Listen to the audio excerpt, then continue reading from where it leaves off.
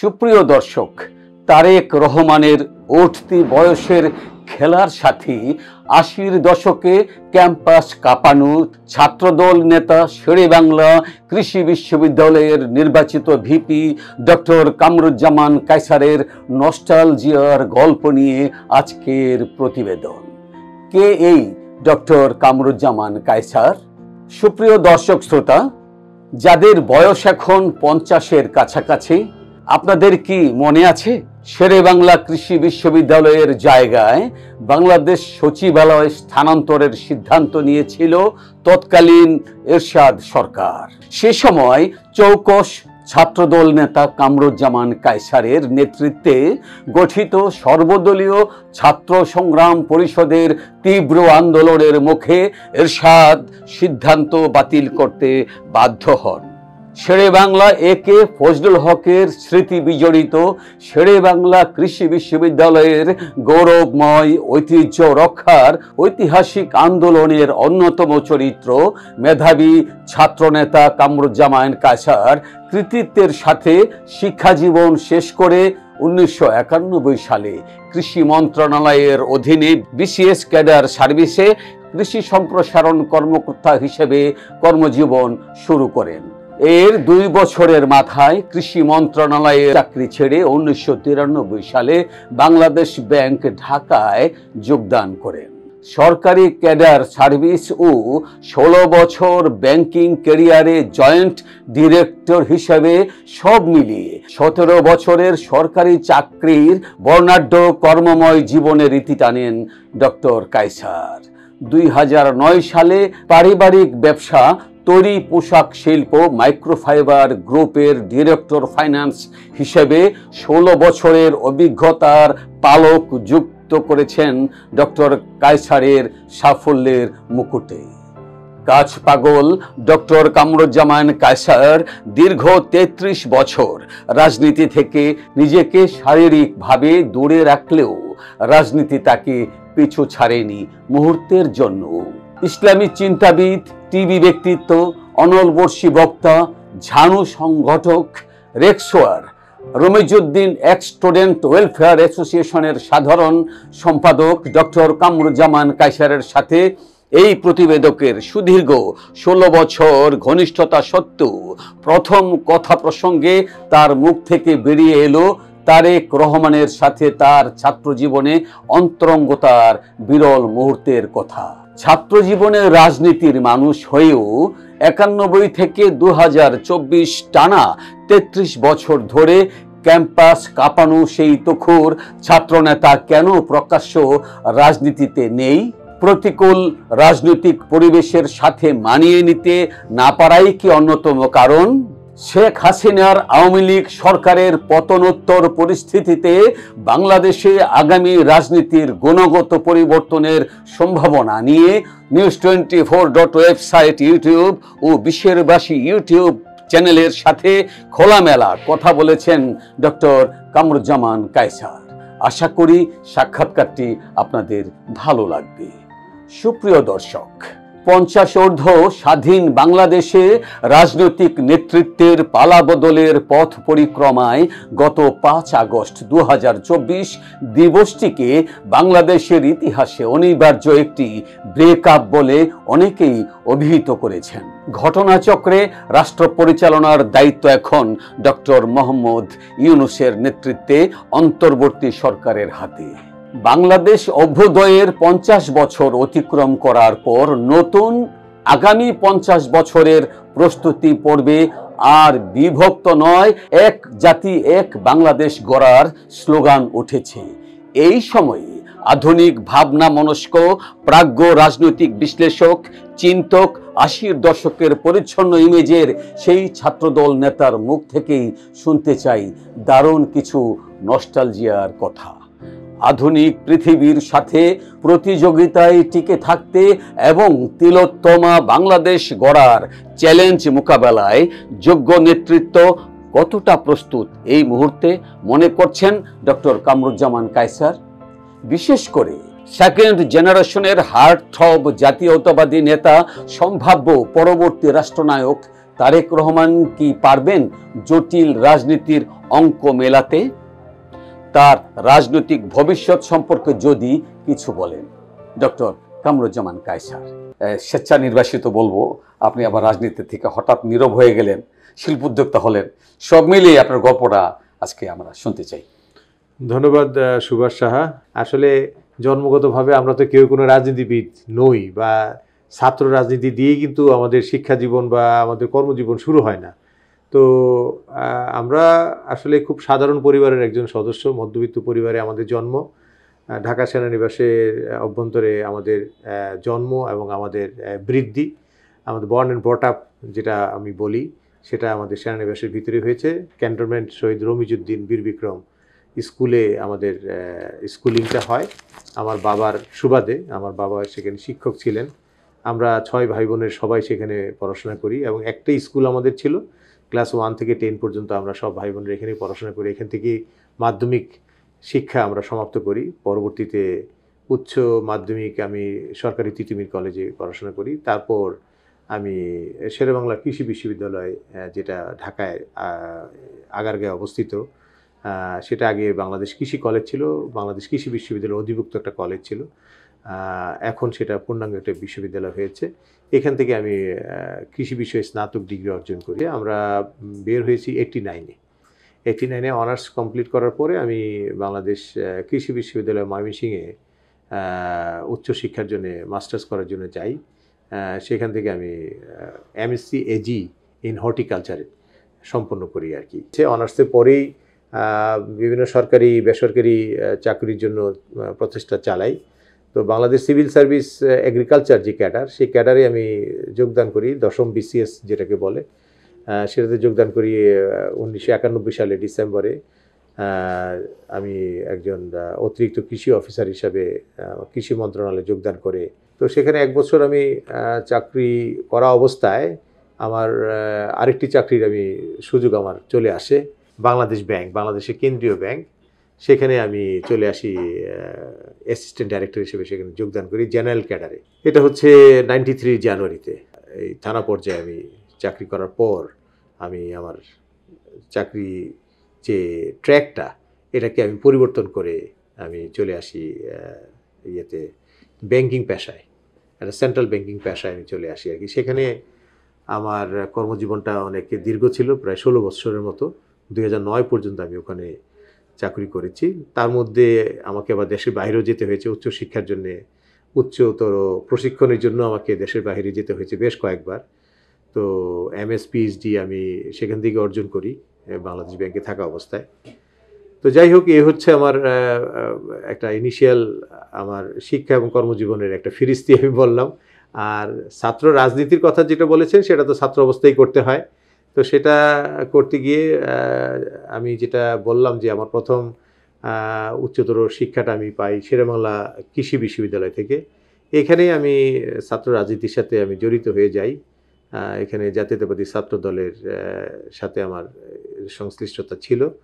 এখানে আমি ছাত্র দলের এখানে প্রেসিডেন্ট হই। আমার দল আমাকে এখানে প্রেসিডেন্ট নির্বাচিত করে। 1988 সালে আমি এই বিশ্ববিদ্যালয় শাখার আমি সভাপতি হই আর কি। তো তার পরবর্তীতে 6 মাসের মাথায় আমাদের একটা ছাত্র সংসদ নির্বাচনের দাবি উঠল। সবগুলো ছাত্র সংগঠনের নেতৃবৃন্দরা ছাত্র সংসদ নির্বাচনের দাবিতে একটি সিদ্ধান্ত নিল যে আমাদের একটা ইলেকশন করতে হবে। যদিও পরিবেশ পরিস্থিতি আমাদের অনুকূলই ছিল না, প্রতিকূলই ছিল। তখন এরশাদের সেই স্বৈর শাসকের সময়ে আমাদের এই ছাত্র সংসদ নির্বাচন করা ঢাকা মহানগরীতে, এটা আসলে একটা 83 পরের ঘটনা। এটা হলো 88 ডিসেম্বরের কথা বলছি আমি। আমরা যখন ফাইনাল ইয়ারে, অনার্সের ফাইনাল ইয়ারে, তখন এই ঘটনাটা যে ছাত্র সংসদ নির্বাচনের দাবি উঠে এবং আমরা এই নির্বাচনটা করি। যদিও তখন আমি যেটা বললাম যে এরশাদ সাহেবের সময় এই ছাত্র সংসদ নির্বাচনগুলো বন্ধ ছিল, কিন্তু আমাদের ওই দাবির কিছুদিন আগেই ওই যে এমবার্গোটা প্রত্যাহারের কারণে ঢাকা শহরে তখন প্রথম একটি নির্বাচন, ছাত্র সংসদ নির্বাচন হয় স্যার সলিমুল্লাহ মেডিকেল কলেজে। ছাত্র সংসদ নির্বাচনটা হয়, ওইটার পরেই আমাদের এই ইউনিটে, বিশেষ করে বাংলাদেশ কৃষি কলেজ যখন এটা ছিল, তখন এখানে ছাত্র সংসদ নির্বাচন হয়। আমি সেখানে আমার দলের তরফ থেকে আমি প্রার্থী ছিলাম ভিপি হিসাবে। তারপরে ছাত্র সংগ্রাম পরিষদ ছিল, ছাত্র ইউনিয়ন ছিল, জাসদ ছাত্রলীগ ছিল, ছাত্র শিবির ছিল, সবাই এখানে নির্বাচনে অংশগ্রহণ করে। অল স্টুডেন্ট কী বলে সংগঠনের একটা পার্টিসিপেশন ছিল। তো সেখানে আল্লাহ চাইতো আমি সেখানে ছাত্র সংসদ নির্বাচনে আমি ভিপি হিসেবে জয়লাভ করি। তো সেটা আমার জীবনের একটা বড় সফলতা আমি মনে করি আর কি। হ্যাঁ, সবার একটা দাবি ছিল এখানে যে শেরেবাংলা নগরে যে বিশ্ববিদ্যালয়টা, যেটা আগে একটা কলেজ ছিল, বাংলাদেশ কৃষি বিশ্ববিদ্যালয় ময়মনসিংহের অধিভুক্ত একটা কলেজ ছিল, এটাকে এখান থেকে সরিয়ে ফেলতে হবে। এখানে ঢাকা মহানগরীর ভিতরে প্রায় আপনার 300 বিঘা জমির উপরে এত বড় একটা জায়গা, এবং এটাকে সরিয়ে অন্য কোথাও নিয়ে যেতে হবে। এটা তখনকার যে রাষ্ট্রপতি হোসেন মোহাম্মদ এরশাদ সাহেবের একটা পরিকল্পনা ছিল, এবং এখানে সচিবালয়টা স্থানান্তর করা হবে। সেকেন্ড ক্যাপিটাল, শেরেবাংলা নগরকে তো সেকেন্ড ক্যাপিটাল বলা হতো। এখানে নিয়ে আসবে। এখানে আনতে গেলে এই কৃষি কলেজ বা এই যে কৃষি উপর ভিত্তি করে যে প্রাচীন যে বিদ্যাপীঠটা, এটাকে এখান থেকে সরিয়ে অন্য কোথাও নিলে এখানে কি বলে সরকারের যে প্রশাসনের প্রাণকেন্দ্র সচিবালয়, এটাকে এখানে স্থাপন করা যেতে পারে।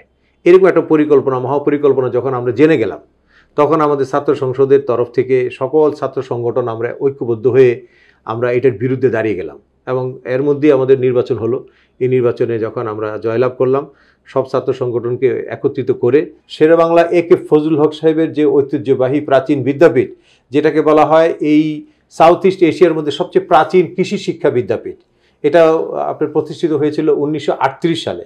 1938 সালে এটা প্রতিষ্ঠিত হয়েছিল। তখন সর্বভারতীয় কৃষি শিক্ষার প্রাচীন বিদ্যাপীঠ ছিল। তখন কিন্তু দেশ ভাগ হয়নি। তখন এই জায়গায় এত বড় একটা প্রাচীন বিদ্যাপীঠ ছিল কৃষি ক্ষেত্রে, এটা সত্যি মানে এটা স্মরণ করার মতো। ভারত থেকে, পাকিস্তান থেকে, বাংলাদেশ থেকে অনেক শিক্ষার্থী এখানে পড়াশোনা করতে আসতো। এটা একটা আইডিয়াল একটা বিদ্যাপীঠ ছিল। এবং আপনি জেনে অবাক হবেন যে আজকের যে ফার্মগেট যে এলাকাটার নামকরণ, এটা কিন্তু এই কৃষি কলেজের নামকরণের আদলে বা তার সাথে সংশ্লিষ্ট নামকরণের যথার্থতা। এখানে একটা মণিপুর ফার্ম ছিল এই শেরেবাংলা নগরে আগারগাঁয়ে। এই যে বর্তমানে যে শেরেবাংলা কৃষি বিশ্ববিদ্যালয়, এই জায়গাটি বিস্তৃতি ছিল অনেক বড়। এই ফার্মগেট বলেন, মণিপুরি পাড়া, তেজকুনি পাড়া, তারপরে তেস্তুরি বাজার, এবং এখানে খেজুর বাগান থেকে শুরু করে এই পুরো এলাকাটাই ছিল কিন্তু আপনার এই মণিপুর ফার্মের গেটটা ছিল ফার্ম গেট সিনামলের এখানে। আচ্ছা, তার মানে মণিপুর ফার্মের গেটটা হলো এই ফার্ম গেট। আমরা ছাত্র সংসদ নির্বাচনে জয়লাভ করার পরে আমরা সবাই মিলে সিদ্ধান্ত নিলাম যে না, এটাকে এখানে রাখতে হবে, শেরেবাংলা একে ফজলুল হকের ঐতিহ্যকে ধারণ করতে হবে। তো তখন আমরা সিদ্ধান্ত নিলাম কি, যে আমরা প্রেসিডেন্ট এরশাদের সাথে দেখা করব। Apart from our political views, আমাদের সবারই কিন্তু একটা ব্যক্তিগত কমন একটা, আমি জাতীয়তাবাদী ছাত্র দলের সাথে আমি ছিলাম, আমি সেখানকার নেতৃত্ব দিয়েছি। কেউ ছাত্রলীগ, বাংলাদেশ ছাত্রলীগের নেতৃত্ব দিয়েছে, কেউ জাসদ ছাত্রলীগ, বাংলাদেশ ছাত্র ইউনিয়ন, ছাত্র শিবির, সবার আলাদা আলাদা পার্টি ছিল। সবাইকে আমরা এক জায়গায় করে বললাম যে আগে আমাদের অস্তিত্বের প্রশ্ন। অস্তিত্ব হলো যে এই কলেজটাকে এখানে রাখতে হবে, তারপরে হলো আমাদের পলিটিক্স। তো তাহলে কি করা যায়? এখানে তো শেখ হাসিনা বা খালেদা জিয়া তারা তো তখন পাওয়ারে ছিল না, তারা তো তখন অপোজিশন লিডার্স। তা আমাদের যে সরকারের সর্বোচ্চ পদে যিনি আছেন রাষ্ট্রপতি, উনি এটাকে ঠেকাতে পারবেন, উনি এটা রাখতে পারবেন।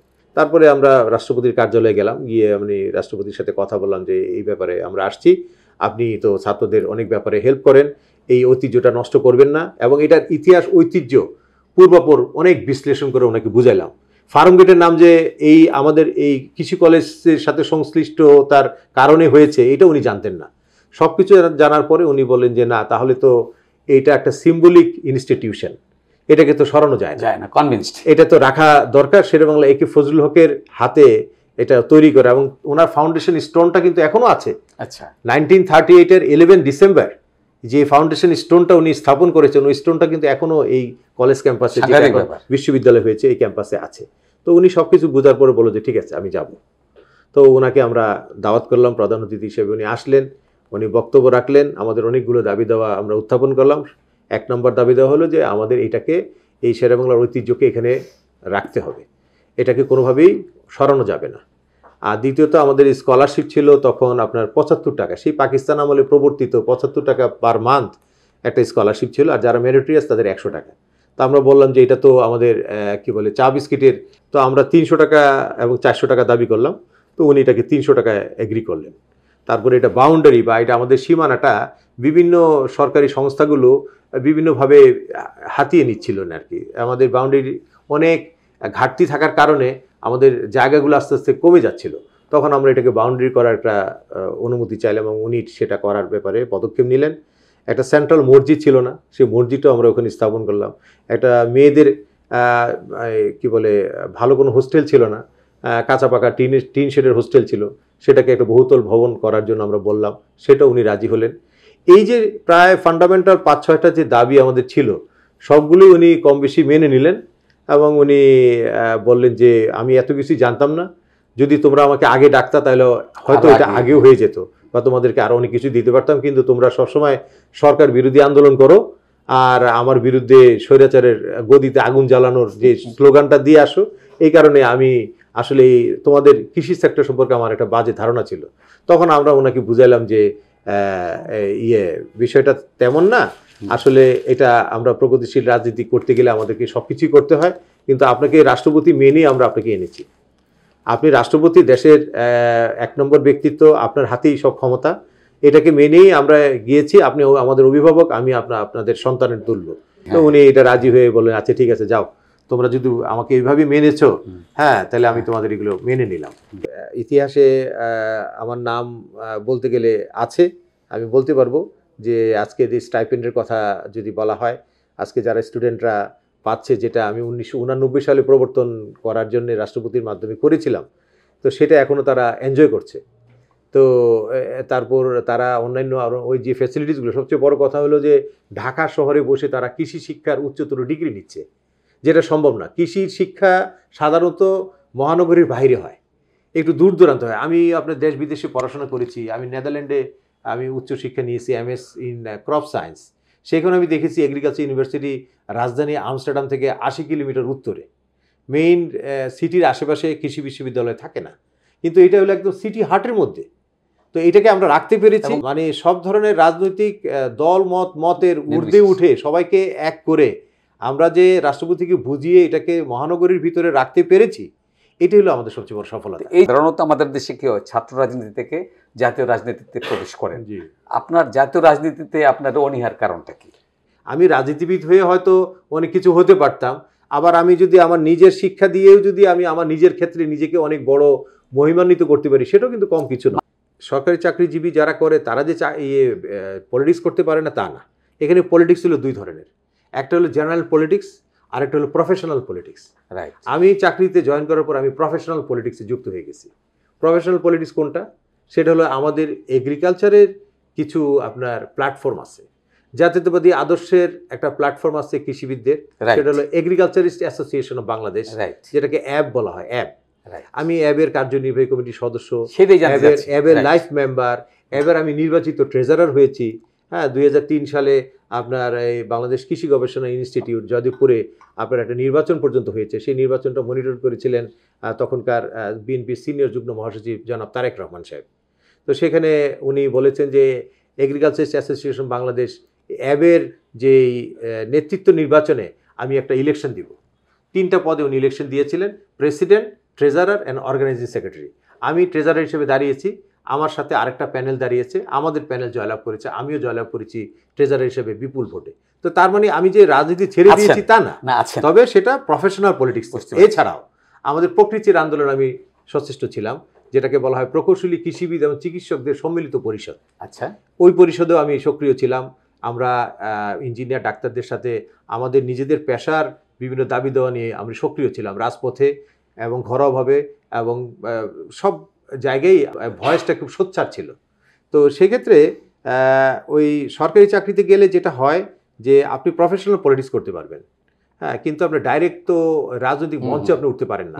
এটা সরকারি চাকরি বিধি 1973 সালের যে বিধিমালা আছে সেটা পরিপন্থী হয়, যেটা আপনার একবার ভঙ্গ করেছিল ডক্টর মহিউদ্দিন খান আলমগীর সাহেব 1996-এ জনতার মঞ্চে উঠে।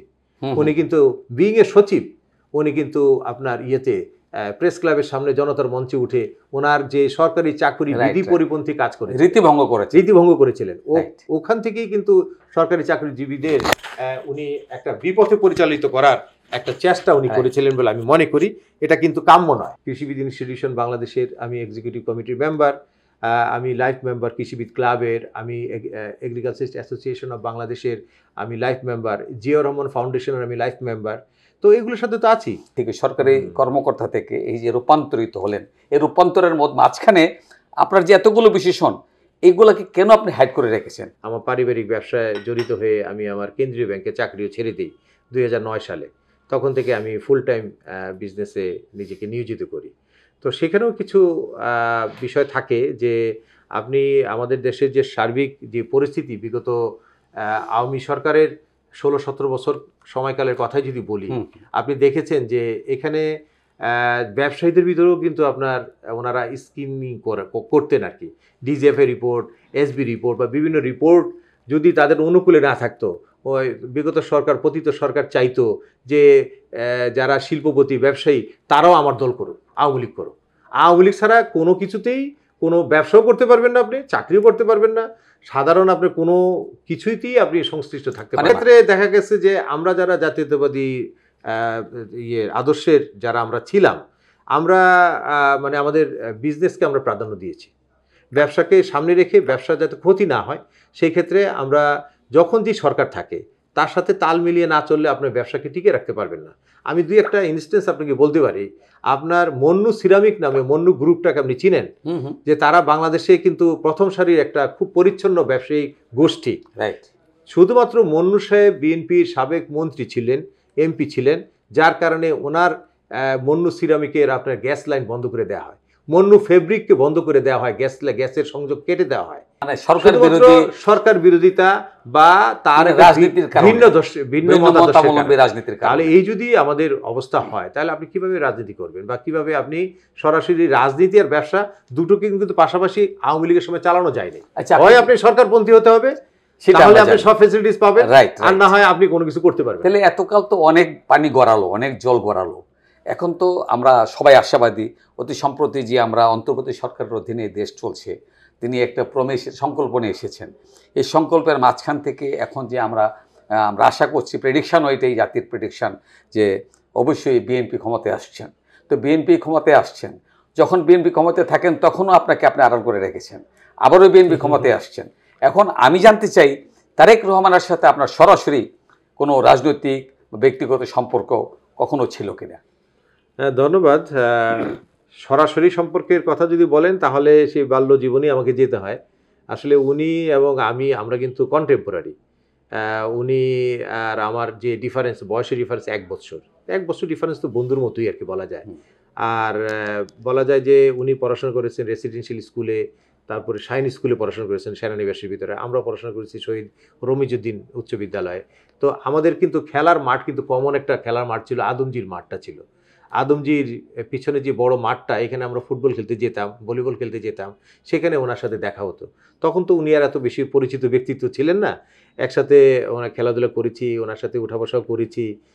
কিন্তু আপনি যদি বলেন যে পরবর্তীতে এটা ধারাবাহিকতা ছিল কি না, না সেটা ছিল না। সেটা উনিও খুবই ঘরোয়াই ছিলেন। আর সাবেক রাষ্ট্রপতি শহীদ প্রেসিডেন্ট জিয়াউর রহমান, উনি একটু স্ট্রিক্ট ছিলেন, ছেলেদেরকে এত ভোকাল করেন নাই বা তাদেরকে এত ফোকাসিংয়ে আনার ওনার কিন্তু ওই নীতি আদর্শ ছিল না, যার কারণে তারা ওই স্কুল এবং ঘরের মধ্যে তারা সীমাবদ্ধ ছিল। উনি আসলে ফোকাস হয়েছেন 90-এর পরে।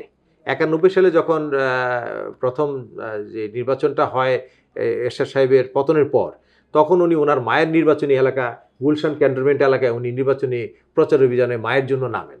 তখন আবার ওনার সাথে আবার সাক্ষাৎ হয় রাজপথে। আচ্ছা।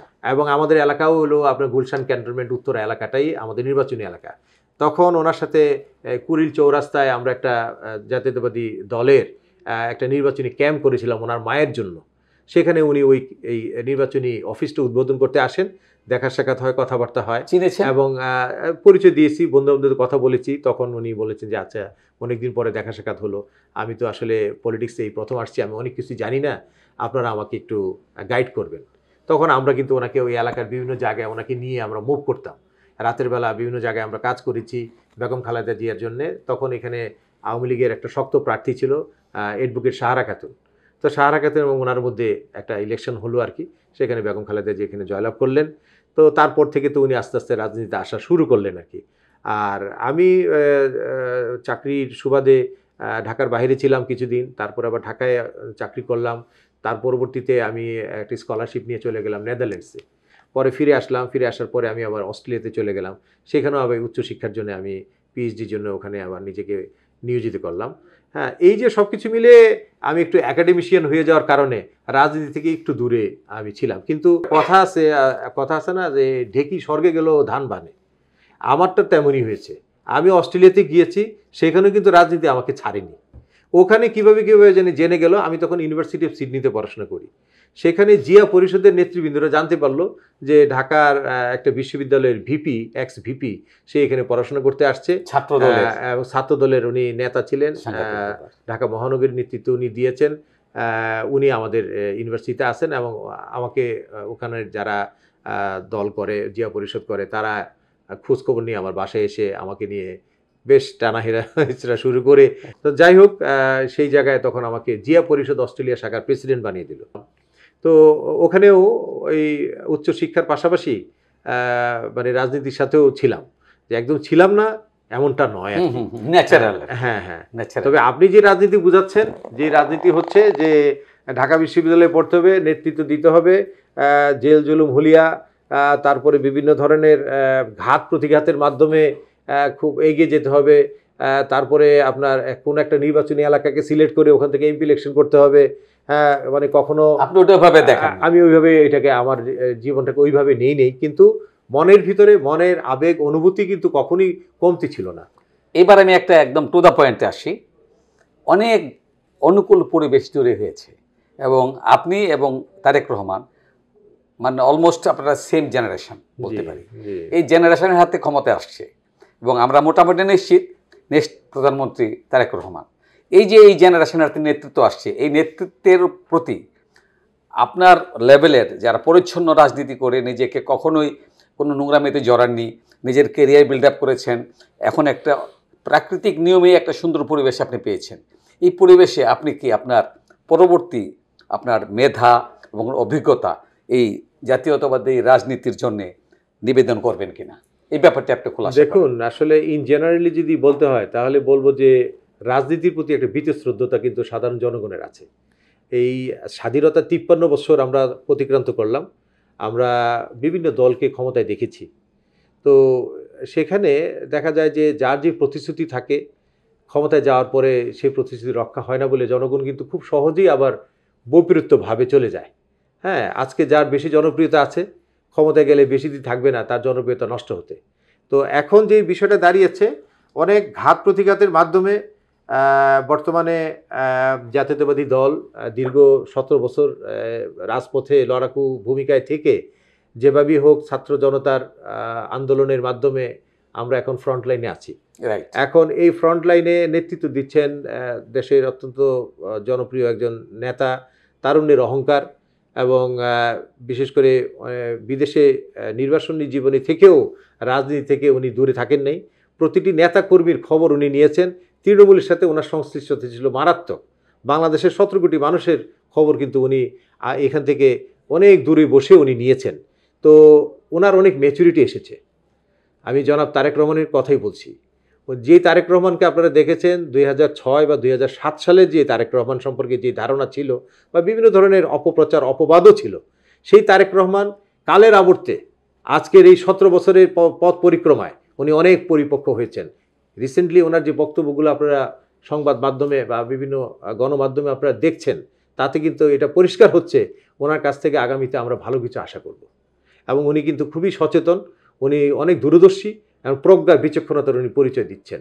ওনার দলীয় শৃঙ্খলা রক্ষার জন্যে উনি কিন্তু অনেক পদক্ষেপ উনি নিচ্ছেন। যেখানেই উনি দেখছেন যে চাঁদাবাজি বা বিভিন্ন ধরনের দলীয় ভাবমূর্তি ক্ষুণ্ণ করার মতো কাজকর্ম হচ্ছে, সেগুলোকে উনি শক্ত হাতে দমন করছেন। এই পর্যন্ত 1200 নেতাকর্মীকে উনি বহিষ্কার করেছেন। উনি অন্তত প্রায় 20টার মতো সংগঠনকে উনি বিলুপ্ত করে দিয়েছেন, বহিষ্কার করেছেন, তাদের কমিটি টোটালি ডিসলভ করেছেন। তো এই যে বিষয়গুলো, এগুলো কিন্তু আমাদেরকে একটা আশার বাণী শোনায়। এইটার সাথে এই যে ওনার যে পদক্ষেপ, এই তাত্ত্বিকের সাথে যদি ওনার প্রায়োগিক একটা মিলন ঘটে, তাহলে আগামীতে জাতি একটা ভালো কিছু পাবে বলে আমি আশা করি। এবং উনি খুব প্রগতিশীল রাজনীতির ধারক বাহক হিসাবে উনি যে জাতির সামনে কতগুলো সুন্দর প্রস্তাবনা উনি রেখেছেন, বিশেষ করে আপনার 31 দফা বিশিষ্ট যে একটা প্রস্তাবনা উনি তুলে ধরেছেন জাতির সামনে, এটা যদি আপনি বিস্তারিতভাবে একটু পড়েন তাহলে বুঝতে পারবেন এটার ভিতর কি আছে। এখানে উনি বলেছেন দ্বিকক্ষ বিশিষ্ট পার্লামেন্ট হতে হবে। আমাদের দেশের যে পার্লামেন্টে এক ব্যক্তির শাসন, এটাই কিন্তু চলে আসছে, এটা থাকতে পারবে না। আপনি সিনেট এবং রিপ্রেজেন্টেটিভ টাইপের, যেটাকে বলা হয় আপনার ইংল্যান্ডের যে স্টাইলটা, ব্রিটিশ স্টাইলে যে রাজনীতি, সেটাকে উনি এখানে প্রবর্তন করতে চাচ্ছেন। উনি চাচ্ছেন যে শাসক যিনি হবেন, বিশেষ করে প্রধানমন্ত্রী বলেন, যে আমাদের যে নির্বাহী ক্ষমতার প্রধান হইল প্রধানমন্ত্রী পার্লামেন্টারি সিস্টেমে, এখানে প্রধানমন্ত্রী দুইবার থাকতে পারবে না। তাহলে কি কেউ স্বৈরাচারী হতে পারবে না? আমাদের বিগত সরকারের শেখ হাসিনা ছিলেন 17 বছর উনি প্রধানমন্ত্রী, উনি ছাড়তে চান নাই, এবং দলেরও এবং উনি ওনার মৃত্যুর আগ পর্যন্ত প্রধানমন্ত্রী থাকবেন এই নিয়ত করে উনি দলেরও সভাপতি। উনি আদৌ জীবিত থাকবেন কিনা 2041 সাল পর্যন্ত উনি রূপকল্প বানিয়ে রাখছেন 2041 সাল পর্যন্ত। এটা তো হতে পারে না। এটা জাতির সাথে একটা তামাশা এবং একটা স্বৈরাচারী মনোভাবের মানে বহিঃপ্রকাশ ছাড়া আর কিছুই না। তো তারেক রহমান সাহেব উনি নিজেই ক্ষমতায় যার আগেই বলে দিয়েছে 2 বারের বেশি কেউ প্রধানমন্ত্রী থাকতে পারবে না, 2 মেয়াদের বেশি। এটা একটা ভালো দিক। উনি যদি হয়, উনিও তো 2 বার বেশি থাকতে পারবেন না। আচ্ছা, আর যিনি থাকবেন দলের প্রধান, উনি প্রধানমন্ত্রী হতে পারবেন না। আর যিনি থাকবেন প্রধানমন্ত্রী, উনি দলের প্রধান হতে পারবেন না। এইটা একটা ভালো দিক। শেখ হাসিনা কি করেছেন? উনি দলের সভানেত্রী, প্রধানমন্ত্রী, রাষ্ট্রপতিরও সব ক্ষমতা উনি প্রয়োগ করতেন। তার মানে কি? এক ব্যক্তির এক শাসন, 1 ম্যান 1 পার্টি 1 কান্ট্রি। অন্তর্বর্তী সরকারের 4 মাস অতিক্রান্ত হলো, তার কাছ থেকে আপনাদের কি প্রত্যাশা, এবং আপনি কি চান এই দ্রুততম সময়ের মধ্যে একটি নির্বাচনের মাধ্যমে একটি রাজনৈতিক দল ক্ষমতায় আসলে আপনি কি মনে করেন দেশের স্থিতিশীলতা ফিরে আসবে? এবং আমাদের এই সমাজ রাজনৈতিক বলেন, প্রশাসনিক বলেন, সামাজিক বলেন, সব কিছুতে একদম ঘুণে ধরা হয়ে গেছে, এমনভাবে ম্যাসাকার হয়ে গেছে, এই রাষ্ট্র কাঠামোতে পুরোপুরি ধ্বংস হয়ে গেছে। আমি একটু বলি, এটাকে কাঠামোকে সংস্কার করতে হলে আপনাকে একটা যৌক্তিক সময় দেয়া লাগবে। এখন যৌক্তিক সময়টা কি? আপনার কাছে হয়তো 6 মাস লাগবে, আমার কাছে 1 বছর, ওনাদের কাছে হয়তো 2 বছর লাগতে পারে। এটাকে থামাইতেছি আপনাকে। আপনি সংস্কার করবেন, সবই করবেন, এইটি করতে হলে একজন মানে রাজনৈতিক প্রজ্ঞাবান ব্যক্তিত্বের দরকার, একটি কালেকটিভ একটা শক্তির পাওয়ারের দরকার। সেই পাওয়ার তো আর নেই। সেক্ষেত্রে অনেকেই দাবি তুলছেন যে জাতীয়তাবাদী দল বিএনপি বাংলাদেশে এই মুহূর্তে আওয়ামী লীগকে বাদ দিলে সবচেয়ে বড়, জনপ্রিয় এবং নিয়ন্ত্রণ করার মতো একটি শক্তিশালী রাজনৈতিক সংগঠন দল। যদি এমন একটি দলের কাছে এই দায়িত্বটি দ্রুততম সময়ের মধ্যে এই সংস্কার কাজটা করার জন্য দায়িত্ব দেওয়া হয়, তাহলে কি আপনি মনে করেন না দেশের যে অরাজক পরিস্থিতি, কোথাও নিয়ন্ত্রণ নেই, এই নিয়ন্ত্রণটা ফিরে আসবে? এর কাছে যে ওয়াদা বা আমূল যে কিছু গঠনমূলক পরিবর্তনের জন্য একটা রাজনৈতিক সরকারের প্রয়োজন, অবশ্যই এটা যেমনটা প্রয়োজন, কিন্তু সাধারণ মানুষ মনে করে যে অন্তর্বর্তী সরকারকে একটু সময় দেওয়া দরকার। কারণ রাজনৈতিক দল যখন ক্ষমতায় আসে, তারা কিন্তু তাদের রাজনৈতিক এজেন্ডা বাস্তবায়নের পথে তারা প্রতিশ্রুতিবদ্ধ থাকে। আর এনারা নিরপেক্ষভাবে দল মত নির্বিশেষে এমন কিছু সংস্কার ওনারা করে যেতে চান যেটার ইফেক্ট হবে দীর্ঘমেয়াদী। এখন আমাকে দীর্ঘমেয়াদী ইফেক্টের জন্য আমাকে কিন্তু একটা অন্তর্বর্তী সরকার, নিরপেক্ষ সরকারের প্রয়োজন। আর না হয় আজকে আওয়ামী লীগ আসুক পাওয়ারে, বিএনপি পাওয়ারে বা জাতীয় পার্টি যাকেই বলেন, তারা কিন্তু দলীয় দৃষ্টির বাইরে কিন্তু তারা যাবে না। তো সেই ক্ষেত্রে আমরা এত বছরই স্বৈরশাসনের অপেক্ষায় বা স্বৈরশাসনের অধীনে থাকলাম, তখন আমাদের এত জ্বালা পোড়া বা আমাদের এত বেশি অধৈর্যের কারণ হয়ে দাঁড়ায় নাই। আজকে ওনারা 4 মাস হয়ে যাওয়াতেই আমরা কেন অধৈর্য হচ্ছি? বিষয়টা সেখানে না। অনেকের দ্বিমত আছে, আমার কথা বলছি না। কি দ্বিমতটা?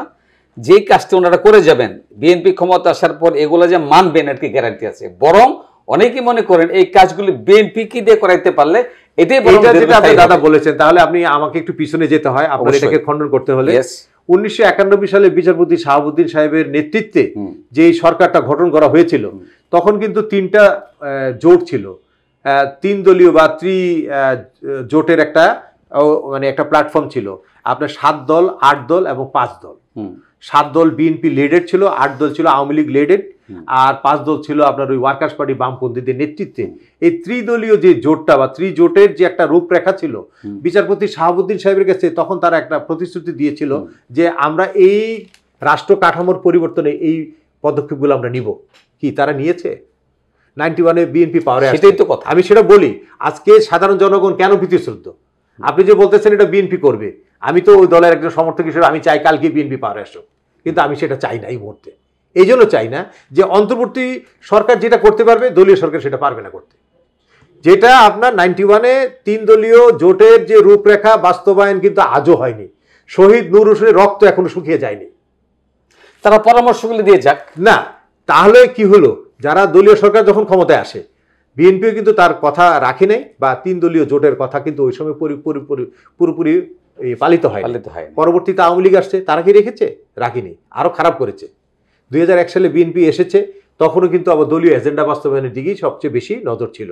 আস্তে আস্তে কিন্তু আমাদের যে পলিটিক্যাল কালচার বা আমাদের যে শিষ্টাচার, আমাদের যে নর্মস অ্যান্ড ভ্যালুস, এগুলো কিন্তু আস্তে আস্তে নষ্ট হয়েছে। যার কারণে সাধারণ মানুষ চায় যে ইন্টারিম গভর্নমেন্ট মানে তাদের যৌক্তিক সময়ের মধ্যে এই রাষ্ট্র কাঠামোর সংস্কার করুক, করার পরে তারপরে ফ্রি অ্যান্ড ফেয়ার ইলেকশন দিয়ে যাকে মানুষ ভালো মনে করে। আজকে আমরা বিএনপির কথা বলতেছি, আপনি বলতেছেন বিএনপি পাওয়ারে চলে আসছে, এটা এমনটা নয়। বিএনপি পাওয়ারে নাও আসতে পারে, এর ভিতরে অনেক কিছু ঘটে যেতে পারে। আগামী 1 বছর পরে যদি নির্বাচন হয় বা 2 বছর পরে নির্বাচন হয়, এখানে অনেক কিছু ঘটে যেতে পারে। গত 4 মাসে কিন্তু অনেক ধরনের মেরুকরণ, অনেক কিছু আপনার পরিবর্তন, অনেক কিছু পরিবর্তন হয়েছে। তো সেক্ষেত্রে কে আসবে পরে সেটা বড় কথা না, যার কথা কাজে মিল থাকবে বা অতীত যাদের ভালো বা আগামীতে যাদের প্রতি মানুষের আস্থা তৈরি হবে। মানুষ কিন্তু এখন একটা জিনিস মনে করবেন, এখন কিন্তু অনেক সচেতন। সাধারণ ছাত্র সমাজ যেভাবে এই আপনার একটা স্বৈর শাসনের অবসান ঘটিয়েছে, এটা কিন্তু কম কথা নয়। যদি এই কথা এবং এই প্রতিশ্রুতি আগামী দিনে রাজনৈতিক নেতৃত্ব রাখতে না পারে, তাহলে তাদের মানে স্থায়িত্ব কিন্তু বেশি দিন হবে না। নির্বাচনের জন্য তৈরি হচ্ছেন এই জেনারেশনের নতুন নতুন মুখের আত্মপ্রকাশ আমরা দেখছি, যারা নিজেদেরকে লুকিয়ে রেখেছিলেন। আপনার মতো ডক্টর কামরুজ্জামান কায়সারের মতো বহু প্রতিভা আছে, তারা নিজেরা অত্যন্ত দক্ষতা রাখেন অনেক কিছুর বিষয়ে, তারা অভিজ্ঞ, তাদের সমৃদ্ধ হয়েছে। এই মানুষগুলো যদি সামনে আসে এবং আপনার তো জীবনের প্রতিটি ধাপে ধাপে আপনি আপনার সফলতার এই দ্বার প্রান্তে এসে আপনি এখন শিল্পোদ্যোক্তা হিসাবে এই চেয়ারে বসেছেন। আপনাদের প্রতিষ্ঠানের মাইক্রোফাইবার গ্রুপের 40,000 প্লাস শ্রমিক এবং কর্মসংস্থানের ব্যাপার, এই যে আপনার অর্জন, এই সফলতার গল্প, এই গল্পের সাথে যদি আপনি নিজেকে, আপনার একটা কনফিডেন্স বেড়েছে যে হ্যাঁ I can do, we can do, এই যে পারার যে অভিজ্ঞতা, পারার যে একটা কনফিডেন্স লেভেল তৈরি হয়েছে, এই জায়গা থেকে আপনাকে যদি বিশেষ কোনো দায়িত্ব দেওয়া হয় জাতীয়তাবাদী রাজনৈতিক দল বিএনপি থেকে, আপনি সেটি। ধন্যবাদ দাদা আবার আপনাকে।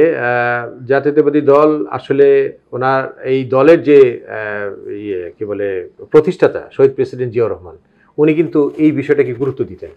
উনি দেশের বিভিন্ন অঙ্গনের, পেশাজীবী অঙ্গন বলেন বা বিভিন্ন অঙ্গনের প্রথিতযশা লোকগুলোকে কিন্তু উনি সার্চ করে আনতেন। আপনি নিশ্চয়ই মনে আছে, উনি যখন দল গঠন করেন 1978 সালে, তার আগে জাগো দল ছিল, পরবর্তীতে বাংলাদেশ জাতীয়তাবাদী দল হয়েছে। উনি যখন জাতীয়তাবাদী দল গঠন করেন, বিএনপি তো আর বাংলাদেশে কোনো পুরনো দল ছিল না তখন, উনি কিন্তু বিভিন্ন অঙ্গন থেকে বেছে বেছে কিছু লোককে উনি এনেছেন। তার মধ্যে একটা লোক ছিল সাইফুর রহমান সাহেব, অর্থমন্ত্রী, একদম যোগ্য, সাকসেসফুল ফিনান্স মিনিস্টার, অর্থমন্ত্রী এই বাংলাদেশের রাজনৈতিক ইতিহাসে। তারপর আপনার বিএম আব্বাস, পানি বিশেষজ্ঞ, ওনাকে কিন্তু উনি নিয়ে এসেছিলেন। তারপরে উনি আনছেন একজন শিল্প উদ্যোক্তা এস এ বারি, এটি ওনাকে নিয়ে এসছেন। তারপরে আপনার চিকিৎসা অঙ্গনের একজন ভালো ব্যক্তিত্ব ডাক্তার এ.কিউ.এম বদরুদ্দোজা চৌধুরী সাহেবকে আনেছেন। উনি তখন সিলেট মেডিকেল কলেজের অ্যাসিস্ট্যান্ট প্রফেসর ছিলেন। ওনাকে বলছেন আপনাকে আমি দলের মহাসচিব বানাবো। বলে যে আমি দলেই তো যেতে চাই না, আপনি আমার মহাসচিব বানাবেন কেন? বলছে আপনার কথা আমি শুনেছি, জেনেছি, আপনার বাবা ছিল স্পিকার কফিল উদ্দিন চৌধুরী সাহেব, আপনার রাজনৈতিক ব্যাকগ্রাউন্ড আছে, আপনাকে আমার দরকার। ওনাকে এনে বলছে যে আমি যাব, কিন্তু আমি ডাইরেক্ট পলিটিক্স আমি একটু পরে করবো। ঠিক আছে, আপনি পরে করেন।